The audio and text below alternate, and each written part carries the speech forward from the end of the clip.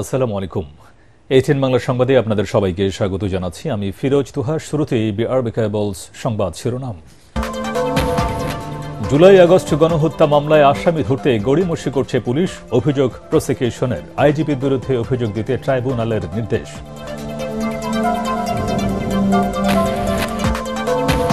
ভোটারদের আস্থা ফেরাতে নির্বাচন কমিশনের প্রতি ইউরোপীয় ইউনিয়নের আহ্বান। সুষ্ঠু নির্বাচন আয়োজনে ইসি আন্তরিক, জানালেন কমিশন সচিব।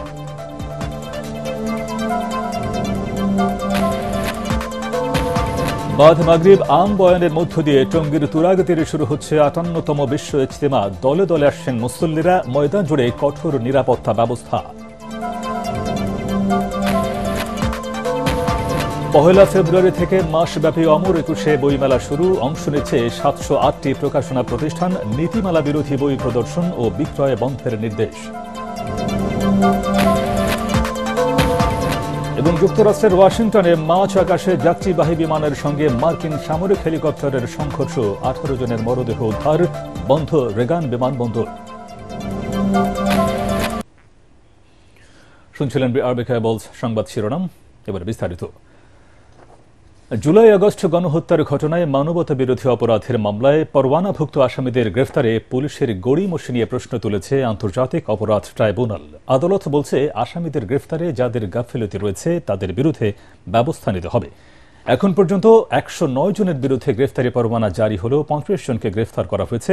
প্রসিকিউশনের এমন তথ্যের ভিত্তিতে সরকার ও রাষ্ট্রপক্ষের প্রতি অসন্তোষ জানান ট্রাইব্যুনাল। এ বিষয়ে পুলিশের আইজির বিরুদ্ধে স্বরাষ্ট্র উপদেষ্টার কাছে অভিযোগ করতে প্রসিকিউশনকে নির্দেশ দেন ট্রাইব্যুনাল। স্বরাষ্ট্র উপদেষ্টাকে উদ্দেশ্য করে আদালত বলেন, ট্রাইব্যুনাল তামাশা করতে বসেনি। এদিকে জুলাই আগস্ট গণহত্যার ঘটনায় অভিযুক্ত আরও ৩ জনের বিরুদ্ধে গ্রেফতারি পরোয়ানা জারি করেছে ট্রাইব্যুনাল। গত বছর ১৯ জুলাই কলেজ শিক্ষার্থী ইমাম হোসেন তাইম হত্যা মামলার ২ আসামি পুলিশের সাবেক সহকারী কমিশনার তানজিল আহমেদ ও যাত্রাবাড়ি থানার সাবেক ওসি আবুল হাসানকে সকালে ট্রাইব্যুনালে হাজির করা হয়। প্রসিকিউশনের আবেদনের পরিপ্রেক্ষিতে তাদের বিরুদ্ধে তদন্ত প্রতিবেদন জমা দেওয়ার জন্য আগামী ৬ এপ্রিল পর্যন্ত সময় দেন আন্তর্জাতিক অপরাধ ট্রাইব্যুনাল। ওয়ারেন্টের বিষয়ে ট্রাইব্যুনাল এবং প্রসিকিউশনে যে কথাবার্তাগুলো হচ্ছে, এগুলা ওপেনলি বলার প্রয়োজনীয়তা আছে বলে আমি মনে করি না। এটা বলতে চাচ্ছি না। এটাকে অনেকে একটু অসন্তোষ প্রকাশ করেছেন কিনা একটু বললে। এক্সিকিউশনের প্রক্রিয়া নিয়ে উনি আলোচনা করেছেন আমাদের সাথে। সন্তুষ্টি অসন্তুষ্টির কোনো বিষয় নাই। বৈষম্য বিরোধী ছাত্র আন্দোলনে হামলার ঘটনায় করা মামলার আসামি সাবেক জনপ্রশাসন মন্ত্রী ফরহাদ হোসেনকে ২ দিনের রিমান্ডে নিয়েছে পুলিশ। জেলগেটে তাকে জিজ্ঞাসাবাদের অনুমতি দিয়েছে আদালত। সকালে Meherpur senior judicial magistrate Begum Sharmin Nahar এই আদেশ দেন। এর আগে মেহেরপুর জেলা কারাগার থেকে সকালে আসামি হিসেবে ফরহাদ হোসেন ও তার ভাই সরফরাজ হোসেন মৃদুলকে আদালতে নেওয়া হয়। এ সময় জিজ্ঞাসাবাদের জন্য রাষ্ট্রপক্ষের আইনজীবী আবু সালেম মোহাম্মদ নাসিম আসামিদের ৭ দিনের রিমান্ড আবেদন করেন। তবে আদালত তাদের ২ দিনের রিমান্ড মঞ্জুর করে মেহেরপুর জেল গেটে জিজ্ঞাসাবাদ মঞ্জুর করেন। এর আগে ঢাকা কেন্দ্রীয় কারাগার থেকে বুধবার রাতে প্রিজন ভ্যানে সাবেক জনপ্রশাসন মন্ত্রী ফরহাদ হোসেনকে মেহেরপুর জেলা কারাগারে আনা হয়। যারা ছাত্র জনতাকে নির্বিচারে গুলি চালিয়ে হত্যা করেছে তাদের গ্রেফতার করা হচ্ছে না বলে অভিযোগ করেছেন বিএনপির সিনিয়র যুগ্ম মহাসচিব রুহুল কবির রিজভী। বিভিন্ন জায়গায় মামলার নামে বিএনপি নেতাকর্মীদের নাম ঢুকিয়ে দিচ্ছে অভিযোগ করে তিনি বলেন, আইনশৃঙ্খলা বাহিনী এসবের সাথে জড়িত। রাষ্ট্রবাদী হয়ে কেন ছাত্র জনতার হত্যাকারীদের বিরুদ্ধে ব্যবস্থা নিচ্ছে না, এমন প্রশ্ন রাখেন রিজভী। নয়াপল্টনে বিএনপির কেন্দ্রীয় কার্যালয়ের সামনে বিএনপির ভারপ্রাপ্ত চেয়ারম্যান তারেক রহমানের নির্দেশে প্রতিবন্ধী রিকশা চালক মামুনের জন্য আমরা বিএনপি পরিবারের পক্ষ থেকে আর্থিক সহায়তা প্রদান অনুষ্ঠানে তিনি এসব কথা বলেন। রিজভী বলেন, শেখ হাসিনার সন্তান পুতুল ও জয়ের প্রতিষ্ঠান সূচনা ফাউন্ডেশনের বিরুদ্ধে কেন ব্যবস্থা নেওয়া হচ্ছে না, এ নিয়েও প্রশ্ন তোলেন বিএনপির এই মুখপাত্র।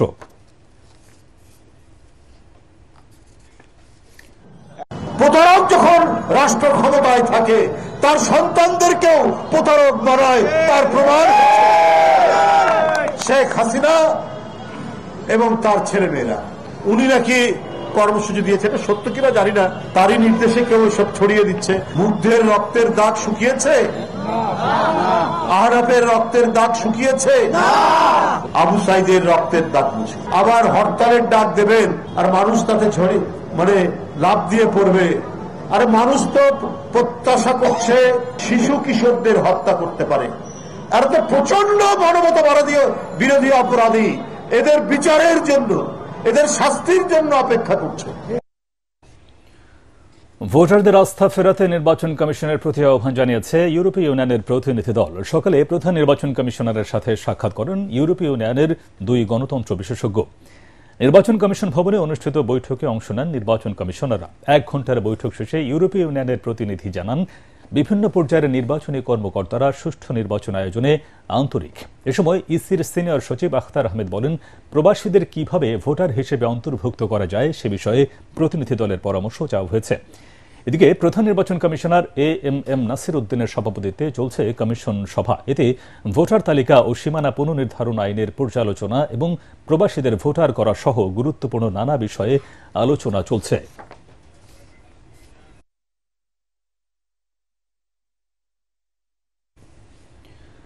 আগামী শনিবার থেকে শুরু হচ্ছে মাসব্যাপী অমর একুশে বইমেলা। এবারে মেলায় অংশ নিচ্ছে 708টি প্রকাশনা প্রতিষ্ঠান। বাংলা একাডেমি প্রাঙ্গণে 99 এবং সোহরাওয়ার্দী উদ্যান অংশে থাকছে 609টি স্টল। বাংলা একাডেমি মিলনায়তনে সংবাদ সম্মেলনে মহাপরিচালক বলেন, মানসম্মত বইয়ের বিচারে স্টল বরাদ্দ দেওয়া হয়েছে। নীতিমালা বিরোধী কোনো বই প্রদর্শন ও বিক্রয় করা যাবে না। মিজান শাহজাহানের রিপোর্ট। জুলাই গণঅভ্যুত্থান নতুন বাংলাদেশ বিনির্মাণ, এই প্রতিপাদ্যে 1 ফেব্রুয়ারি থেকে শুরু হতে যাচ্ছে অমর একুশে বইমেলা। বাংলা একাডেমির মূল মঞ্চে ওই দিন বিকেল 3টায় মেলার উদ্বোধন করবেন প্রধান উপদেষ্টা ডক্টর মোহাম্মদ ইউনূস। মেলা প্রাঙ্গণে চলছে শেষ মুহূর্তের প্রস্তুতি। স্টল সাজাতে ব্যস্ত সময় পার করছেন শিল্পী ও কারিগররা। বাচ্চারা বইমেলা এসে যেন তারা ইতিহাস ঐতিহ্য সম্পর্কে কিছুটা ধারণা নিতে পারে, সেটার জন্যই আমাদের এই প্রচেষ্টা। মেলার সার্বিক পরিস্থিতি তুলে ধরতে সংবাদ সম্মেলনের আয়োজন করে বাংলা একাডেমি কর্তৃপক্ষ। মেলা উদযাপন কমিটির সদস্য সচিব ও বাংলা একাডেমির পরিচালক সরকার আমিন বলেন, অল্প সময়ের মধ্যেই পুরোপুরি প্রস্তুত হয়ে যাবে বইমেলা প্রাঙ্গণ। স্টল যারা বানাচ্ছেন তাদের কর্মীরা রাত দিন কাজ করছেন। আগামীকালের মধ্যে আমার ধারণা মেলার যে ষষ্ঠটি সেটা সবার সামনে ফুটে উঠবে। বাংলা একাডেমির মহাপরিচালক অধ্যাপক মোহাম্মদ আজম বলেন, একটি ব্যতিক্রমী মেলা উপহার দিতে চান তারা, যেখানে অনাকাঙ্ক্ষিত হস্তক্ষেপ থাকবে না। নীতিমালা আছে, সেই নীতিমালার মূল কথাটা হলো, যাকে আমরা দেশ বলি, জাতি বলি, ইতিহাস বলি, সেগুলোর নীতি বিরুদ্ধ বই পুস্তকের ব্যাপারে সতর্ক থাকা হবে। দলীয় বিবেচনায় স্টল বরাদ্দের অতীতের বদনাম এবার ঘোচাতে চান বাংলা একাডেমি কর্তৃপক্ষ। রুটি মত ফুরিয়ে যাবে, পেরিয়ার কালো চোখ ঘোলাটে হয়ে আসবে, কিন্তু একটি বই অনন্ত যৌবনা যদি তেমন বই হয়। সৈয়দ মোস্তফা আলীর আকাঙ্ক্ষিত তেমন বই, ভালো মানের বই পাঠকরা পাবেন কিনা তা দেখার জন্য অপেক্ষা করতে হবে। বাংলা একাডেমি দলীয় বিবেচনায় স্টল বরাদ্দ বন্ধ করেছে, এটি নিঃসন্দেহে ভালো উদ্যোগ, কিন্তু তারা ভালো বই, মানসম্মত বই দিতে পারবেন কিনা সেটি নির্ভর করছে প্রকাশকদের আর লেখকদের আন্তরিকতার উপর। মিজান শাহজাহান, এটিএন বাংলা, ঢাকা। আজ বাদ মাগরিব ভারতের মাওলানা ইব্রাহিম দেওলার আম বয়ানের মধ্য দিয়ে শুরু হচ্ছে বিশ্ব ইজতেমার 58তম আয়োজন। এতে অংশ নিচ্ছেন উলামায়ে কেরামের তত্ত্বাবধানে শুরায়ে নিজামের তাবলিগের সাথীরা। টঙ্গীর তুরাগ তীরে প্রথম পর্বের ইজতেমায় এরই মধ্যে ময়দানে নিজ নিজ খিত্তায় অবস্থান করছেন জিম্মাদার মুসল্লিরা। দলে দলে আসছেন সাথীরা। ময়দান জুড়ে নেওয়া হয়েছে কঠোর নিরাপত্তা ব্যবস্থা।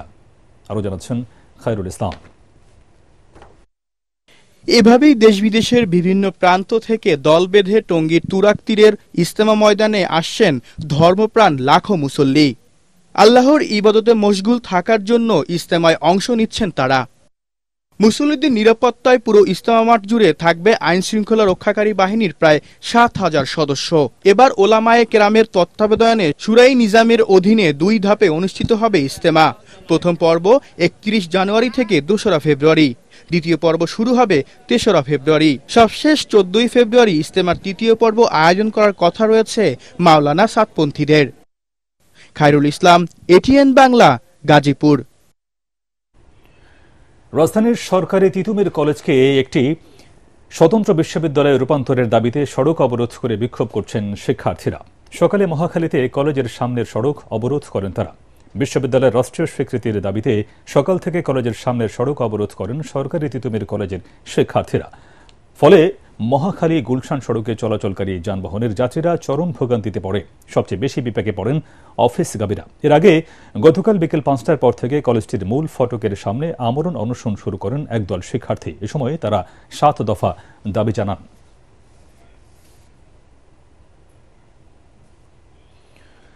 সন্ধানী লাইফ ইন্স্যুরেন্স আন্তর্জাতিক সংবাদ।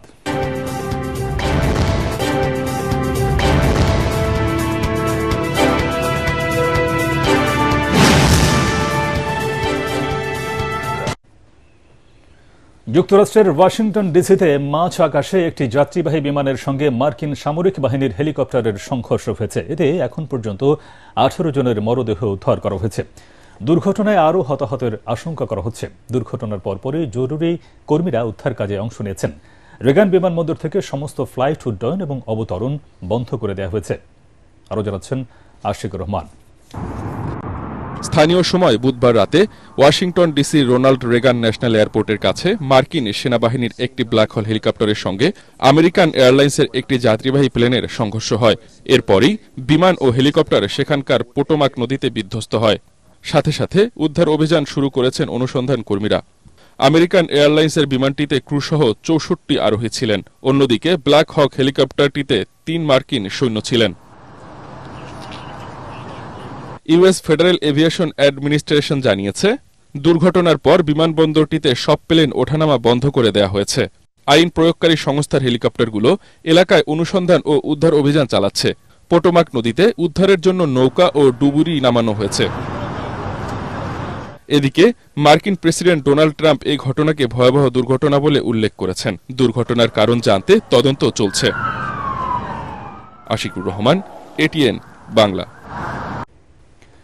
রাজধানীর পল্লবীতে চাঞ্চল্যকর ব্লেড বাবু হত্যাকাণ্ডের প্রধান 2 আসামি রাজন ও রনিকে গ্রেফতার করেছে গোয়েন্দা পুলিশ। গোপন সংবাদের ভিত্তিতে মুন্সিগঞ্জের টঙ্গিবাড়ি থানা এলাকায় অভিযান চালিয়ে তাদের গ্রেফতার করা হয়। পল্লবীর স্বপ্ননগর নতুন রোডের বাদশা মিয়ার চায়ের দোকানের সামনে থেকে ব্লেড বাবুর হত্যাকাণ্ডে ব্যবহৃত একটি সুইচ গিয়ার চাকু উদ্ধার করেছে ডিবি। এলাকায় আধিপত্য বিস্তার, চুরি ও ছিনতাইয়ের টাকার ভাগ বাটোয়ারা নিয়ে বিরোধের জের ধরে সন্ত্রাসী রাজন গ্রুপের এলোপাথাড়ি ছুরিকাঘাত ও মারধরে মঞ্জুরুল ইসলাম বাবু মারা যায়।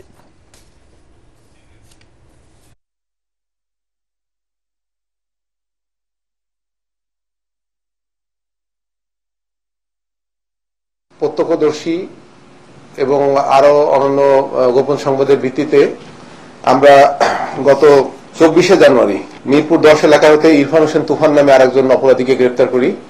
এরপরে 26শে জানুয়ারি রাত 1 ঘটিকায় মিরপুর এলাকা থেকে রাব্বি নামে আরেকজন অপরাধীকে গ্রেফতার করি। হত্যাকাণ্ডের যে মূল আসামি মুন্সিগঞ্জ জেলার টঙ্গিবাড়ি থানা এলাকা হতে এই মামলা 3 এবং 4 নম্বর এজাহার নামে আসামি রাজন এবং রনি, যারা আপন 2 ভাই, তাদেরকে গ্রেফতার করতে সক্ষম হই। পণ্য রফতানিতে এলসি খুলতে এখনও জটিলতায় পড়তে হচ্ছে বলে জানিয়েছে Bangladesh knitwear manufacturers and exporters association BKMA। Bangladesh ব্যাংকে সংশ্লিষ্ট বিভাগের সাথে সাক্ষাৎ শেষে একথা জানান সংগঠনটির সভাপতি মোহাম্মদ হাতেম। এ সময় তিনি বলেন, বাইং হাউসগুলো কোনো অনিয়ম করলে বাংলাদেশ ব্যাংক কোনো ব্যবস্থা নিতে পারে না। এজন্য তাদের উপর নজরদারি বাড়াতে বস্ত্র দফতরকে পরামর্শ দেবে কেন্দ্রীয় ব্যাংক। অনুমোদন ছাড়া শিপিং প্রতিষ্ঠানগুলো যেন কোনো পণ্য পরিবহন করতে না পারে সে বিষয়ে ব্যবস্থা নিতে কেন্দ্রীয় ব্যাংকে অনুরোধ করেছে BKMA।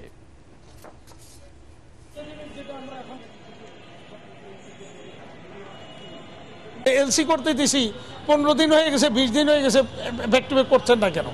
1 মাস হয়ে গেছে, ব্যাক টু ব্যাক হচ্ছে না। এরকম অভিযোগ প্রতিদিনই আমরা পাচ্ছি। তখন টাইম মেনটেন করতে পারি না, শিপমেন্ট শিডিউল মেনটেন হয় না, তখন কিন্তু আমাকে ডিসকাউন্ট অথবা এয়ার শিপমেন্ট ইত্যাদি আমাকে ফেস করতে হয়। আর সেটা করতে গেলে বড় ধরনের লসের মুখে আমাদের পড়তে হয়। আল আরাফা ইসলামী ব্যাংক অর্থ সংবাদ।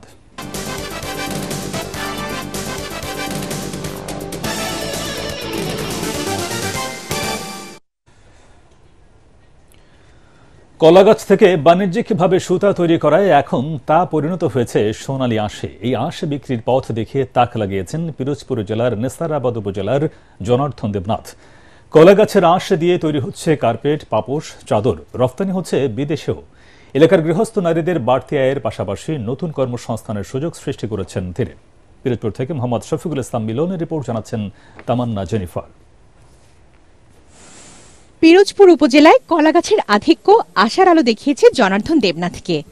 এই গাছই এখন তার আয়ের উৎস। গাছ থেকে কলা কাটার পর প্রতিটি গাছ 3 থেকে 5 ফুট খণ্ড করে খোলস ছাড়িয়ে ধুয়ে শুকানো হয় রোদে। তখন অনেকটা সোনালী রং ধারণ করে আঁশগুলো। গ্রামের নারী উদ্যোক্তারা ওই কাঁচামাল প্রতি কেজি 70 টাকা হিসেবে বিক্রি করে। পরে এসব পাঠানো হয় রংপুরের কারখানায়। আমরা এই এলাকায় মোটামুটি ভালোই সবাই উপকৃত হইতেছে এবং বেশ সচ্ছলতাভাবে কাজ করতেছে। মহিলারা, পুরুষ অনেক অনেক মানুষ এই কাজে নিযুক্ত। আপনি একেবারে এইখান থেকে একেবারে ওই অনেক দূর 4-5 কিলোমিটার দূরে যাবেন, সেখানেও দেখবেন যে এই শুকাইতেছে। আঁশ দিয়ে তৈরি দেশীয় কার্পেট, পাপোশ, চাদর ছাড়াও বিদেশে খুব চাহিদা থাকায় এর উৎপাদন বাড়ছে দিন দিন। বাড়ছে কাঁচামালের চাহিদাও। মাটিতে বা ঘুরিয়া লাচ্ছা শুকাইয়া তারপর আটি করিয়া বানটা মন হিসাবে বিক্রি করে। এতে আমাদের অত্র এরিয়ার লোকজন ভালো লাভবান এবং উপকৃত হইতেছে, নাইলে ওই খোলগুলা সম্পূর্ণ খালে থাকতো। চাষিরা গাছ থেকে কলা সংগ্রহ করার পর যাতে ফেলে না দিয়ে সেই গাছ ব্যবহার করে বাড়তি আয় করতে পারে এবং আর্থিকভাবে স্বাবলম্বী হতে পারে, সে পরামর্শ দিয়ে যাচ্ছে কৃষি বিভাগ। কৃষি বিভাগের পক্ষ থেকে আমরা আমাদের অন্যান্য যারা কৃষক ভাই আছে, যারা বিশেষ করে কলা চাষের সাথে সম্পৃক্ত, তাদেরকে এই বিষয়টা অবহিত করছি এবং যদি আমাদের পরবর্তীতে সুযোগ থাকে তাদেরকে প্রশিক্ষণের মাধ্যমে এটা আমরা তাদেরকে আরো ব্যাপক আকারে অবহিত করব, যাতে তারা আরো বেশি পরিমাণে এই কলা চাষের মাধ্যমে আর্থিকভাবে স্বাবলম্বী হতে পারে। আকার ভেদে একটি কলা গাছে 2 থেকে 3 কেজি সুতা তৈরির কাঁচামাল বের করা সম্ভব। আর এ কাজের মাধ্যমে নেসারাবাদ ও সদর উপজেলার কলাখালীতে কর্মসংস্থান তৈরি হয়েছে প্রায় 2 শতাধিক পরিবারের। Bureau report, ATN Bangla. আবারও আন্তর্জাতিক। সৌদি আরবের পশ্চিমাঞ্চল জিজান শহরের কাছে ভয়াবহ সড়ক দুর্ঘটনায় অন্তত 15 জন নিহত হয়েছেন, এর মধ্যে 9 জন ভারতীয় নাগরিক। স্থানীয় সময় বুধবার এই দুর্ঘটনা ঘটে। দুর্ঘটনার বিষয়টি নিশ্চিত করে এক বিবৃতিতে গভীর শোক প্রকাশ করেছে জেদ্দার ভারতীয় কনসুলেট। স্থানীয় গণমাধ্যমের বরাত দিয়ে গালফ নিউজ জানিয়েছে 26 জন কর্মীকে বহনকারী একটি বাস একটি ট্রেলারের সঙ্গে সংঘর্ষ হয়। এতে 9 ভারতীয় ছাড়াও নেপাল এবং ঘানার 6 নাগরিক নিহত হয়। দুর্ঘটনায় আহত অন্তত 11 জনকে হাসপাতালে ভর্তি করা হয়েছে। দুর্ঘটনার কারণ অনুসন্ধানে তদন্ত করছে সৌদি কর্তৃপক্ষ। সম্প্রতি নারীদের বিভিন্ন বিনোদনমূলক কর্মকাণ্ডে বাধা দেওয়ার ঘটনায় গভীর উদ্বেগ জানিয়েছে অন্তর্বর্তী সরকার। বিশেষ করে মেয়েদের 2টি ফুটবল ম্যাচ পরিচালনার ক্ষেত্রে বাধা দানকারীদের কর্মকাণ্ডে নিন্দা জানিয়েছে সরকার। প্রধান উপদেষ্টার প্রেস উইং থেকে পাঠানো এক বিবৃতিতে বলা হয়, নারীরা বাংলাদেশের নাগরিক এবং পুরুষদের মতোই সমানভাবে মানবিক ও নাগরিক অধিকার ভোগ করেন। অন্তর্বর্তীকালীন সরকার বাংলাদেশি নাগরিকদের পূর্ণ অধিকার নিশ্চিতে যথাসাধ্য চেষ্টা করে যাচ্ছে। কেউ নারীদের অধিকার লঙ্ঘন বা বেআইনি বিধিনিষেধ আরোপ করলে তার বিরুদ্ধে দেশের প্রচলিত আইনি ব্যবস্থা নেওয়া হবে। পার্টেক্স খেলার খবর।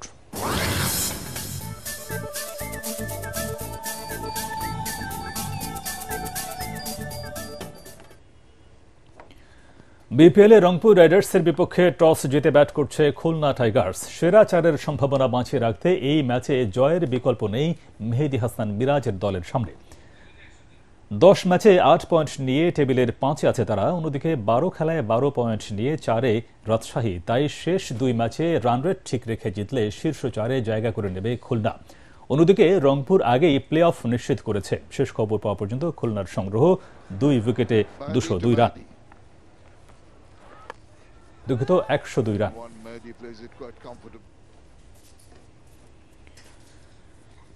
প্রাক মৌসুম প্রীতি ফুটবল ম্যাচে পেরুর ক্লাব ইউনিভার্সিটারিওকে টাই ব্রেকারে 5-4 গোলে হারিয়েছে ইন্টার মায়ামি। পেরুর মাঠে বল দখলে এগিয়ে থাকে লিওনেল মেসিরা। 7 মিনিটে আর্জেন্টাইন মহাতারকার ফ্রিকিক ফিরিয়ে দলকে গোলের হাত থেকে রক্ষা করেন পেরু ক্লাবের গোলরক্ষক। 15 মিনিটে লুইস সুয়ারেজের শট অল্পের জন্য লক্ষ্যভ্রষ্ট হয়।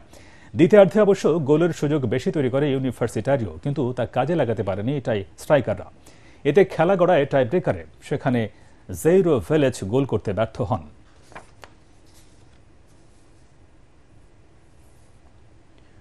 সংখ্যা কাটিয়ে চ্যাম্পিয়ন্স লিগের নকআউট পর্ব নিশ্চিত করেছে ম্যানচেস্টার সিটি। বাঁচা মরার লড়াইয়ে তারা ক্লাব ব্রুগাকে হারিয়েছে 3-1 গোলে। এছাড়া আগেই শেষ 16 নিশ্চিত করা বার্সেলোনা 2-2 গোলে ড্র করেছে আটলান্টার সাথে।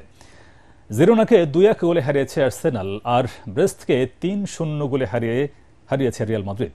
জানাচ্ছেন এস এম আশরাফ। টেবিলের 25 নম্বর দল হিসেবে ইতিহাদে মাঠে নামে ম্যানচেস্টার সিটি। ম্যাচের আগেই তাই সংখ্যা সামান্য পা হরকালেই বিদায় পেপ গার্দিওলার দলের। ইকাই গুন্দুয়ানের গোল বাতিল হলে সেই সংখ্যা আরও বাড়ে। যেখানে প্রথমার্ধে অন্তত 2 গোলের ব্যবধানে এগিয়ে যেতে পারত ইংলিশ ক্লাবটি, সেখানে উল্টো রাফায়েল উনেইদিকার গোলে পিছিয়ে পড়ে সিটি। জয়ের বিকল্প নেই এমন ম্যাচে পিছিয়ে পড়া দলকে ঘুরে দাঁড়াতে হলে অবিশ্বাস্য কিছু করতেই হতো। তাই করে দেখালো বর্তমান প্রিমিয়ার লিগ চ্যাম্পিয়নরা। 53 মিনিটে সমতায় ফেরান কোভাসিচ। দ্বিতীয় গোলটি আত্মঘাতী, বল বিপদমুক্ত করতে গিয়ে নিজেদের জ্বালিয়ে পাঠিয়ে দেন ক্লাব ব্রুগার ওর্দোনেজ। এরপর 77 মিনিটে অবিশ্বাস্য এক গোলে 22 নম্বর দল হিসেবে ম্যান সিটিকে প্লে অফে নিয়ে যান সাবিনহো। বার্সেলোনার বিপক্ষে জয় পেলে আতালান্তা সরাসরি শেষ 16 নিশ্চিত করত, কিন্তু লামিন ইয়ামাল আর রোনাল্ড আরাহোর গোলে উল্টো পরাজয়ের সংখ্যাতেই পড়ে ইতালিয়ান ক্লাবটি। এদারসন আর মারিও পেসালিচ সেই সংখ্যা দূর করে দলকে 1 পয়েন্ট এনে দেন। তাতে টেবিলের 9 নম্বর দল হিসেবে নকআউট পর্বে জায়গা করেছে আতালান্তা। বার্সেলোনা আছে 2-এ। আগেই বাদ পড়া জিরোনার বিপক্ষে আর্সেনাল জিতেছে 2-1 গোলে, যদিও আর্নোজ দানজুমা শুরুতে এগিয়ে নেয় স্প্যানিশদের। এরপর জর্জিনহো আর ইথান ননারির গোলে জয় নিয়ে মাঠ ছাড়ে টেবিলের 3 নম্বর দল Arsenal. S M Ashraf, ATN Bangla. শেষ করার আগে বিআরবি কেবলস সংবাদ শিরোনাম আরেকবার। জুলাই আগস্ট গণহত্যা মামলায় আসামি ধরতে গড়িমসি করছে পুলিশ। অভিযোগ প্রসিকিউশনের। আইজিপির বিরুদ্ধে অভিযোগ দিতে ট্রাইব্যুনালের নির্দেশ।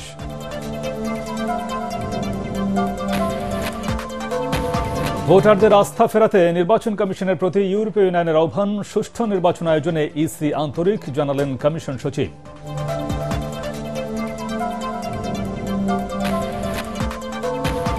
বাদ মাগরিব আম বয়ানের মধ্য দিয়ে টঙ্গীর তুরাগ তীরে শুরু হচ্ছে 58তম বিশ্ব ইজতেমা। দলে দলে আসছেন মুসল্লিরা। ময়দান জুড়ে কঠোর নিরাপত্তা ব্যবস্থা। 1 ফেব্রুয়ারি থেকে মাসব্যাপী অমর একুশে বইমেলা শুরু। অংশ নিচ্ছে 708টি প্রকাশনা প্রতিষ্ঠান। নীতিমালা বিরোধী বই প্রদর্শন ও বিক্রি বন্ধের নির্দেশ।